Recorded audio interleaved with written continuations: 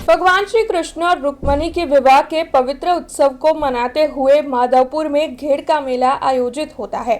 पोरबंदर में आयोजित होने वाला ये मेला लोगों तक पहुंच सके, इसके बारे में जानकारी लोगों तक पहुंच सके, इसीलिए जगह जगह पर मेले की प्री प्रमोशनल इवेंट आयोजित करवाई जा रही है। उसी के तहत कल वडोदरा के अकोटा स्टेडियम पर भी माधवपुर के इस मेले की प्री प्रमोशनल इवेंट का आयोजन हुआ था, जिस दौरान आरोग्य मंत्री ऋषिकेश पटेल वडोदरा के मेहमान बने थे और इस इवेंट में मौजूद रहे थे।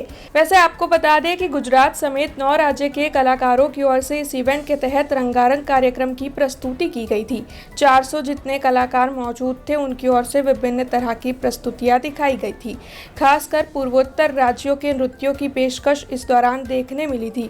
गुजरात के 11 कलाकार वृंद की ओर से आदिवासी नृत्य दिखाया गया था। तो वहीं इस दौरान आरोग्य मंत्री ऋषिकेश पटेल ने अपनी मौजूदगी दर्ज करवाते हुए ये बताया था कि पोरबंदर में आयोजित होने वाला ये मेला हर किसी तक पहुंच सके, इसीलिए ये कार्यक्रम है। हमारा इतिहास और संस्कृति सभी के लिए जानना बेहद ही ज़रूरी है।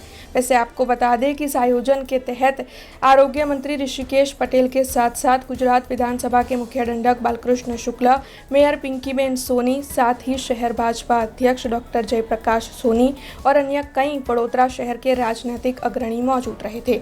तो वहीं परम पूज्य व्रजराज कुमार महाराज जी की मौजूदगी भी इस आयोजन के तहत दर्ज की गई थी। वडोदरा महानगर पालिका की ओर से अकोटा स्टेडियम पर यह आयोजन करवाया गया था। विवाह माधवपुर मुकामे थया था, एटले पूर्वथी पश्चिम सुधीनी संस्कृति, उत्तरथी दक्षिण અને પૂર્વથી પશ્ચિમ એક ભારતની કલ્પના વર્ષો પૂર્વેની હતી। ભગવાન કૃષ્ણ દ્વારિકાથી મણિપુર અને રૂક્ષ્મણીજીના વિવાહ અહીંયા ગુજરાતમાં થાય। સાંસ્કૃતિક વિભિન્નતાઓની વચ્ચે પણ આપણી ભૂગોળ, સાંસ્કૃતિક વિભિન્નતાઓ, અંતર, આ બધું કરતા પણ આપણા એક દેશમાં એક સંસ્કૃતિ, ભલે ભાષાઓ અનેક હોય, બોલીઓ અનેક હોય, પરંતુ આપણી દેશની જે વિરાસત અને એકતા અને સાંસ્કૃતિક જે વાત છે એ માધવપુરનો મેળા આપણને એ ઉજાગર કરે છે। અત્યારે ગુજરાત સરકાર દ્વારા માધવપુરનો મેળો, ત્યાંથી પણ કલાકારો આવશે, એ એમની પ્રસ્તુતિ કરશે। બે સંસ્કૃતિઓના મિલન સમાન આ મેળો છે।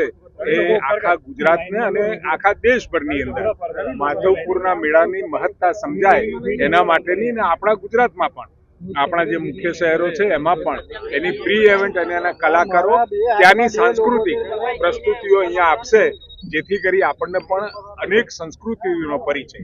આજે સંસ્કારી નગરી એવं કલા નગરી વડોદરાના આંગણે માધવપુર મેળાની આ સુંદર પ્રી ઇવેન્ટનું આયોજન વડોદરા મહાનગર પાલિકાના તત્વાવધાનમાં અકોટા સ્ટેડિયમ પર જ્યારે કરવામાં આવ્યું, ભગવાન શ્રી કૃષ્ણ અને રૂક્મિણીજીના જે વિવાહ થયા એ પ્રસંગને જીવંત કરવા માટે, પુનઃ એ પ્રસંગને આપણા હૃદયના અંદર ધારણ કરવા માટે અનેક કલાકારોના માધ્યમથી જે અહીંયા પ્રસ્તુતિ કરવામાં આવશે।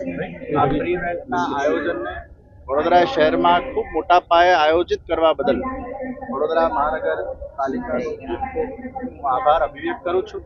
માધવપુરમાં તો આયોજન મોટા પાયે થાય જ છે, પણ જુદા જુદા શહેરોમાં પણ શહેરીજનો એનો લાભ લઈ શકે અને આ વિવાહ ઉત્સવને માણી શકે તે માટેનું જે આયોજન કરવામાં આવ્યું છે તે ખૂબ જ પ્રશંસનીય છે, ખૂબ જ અભિનંદનીય છે।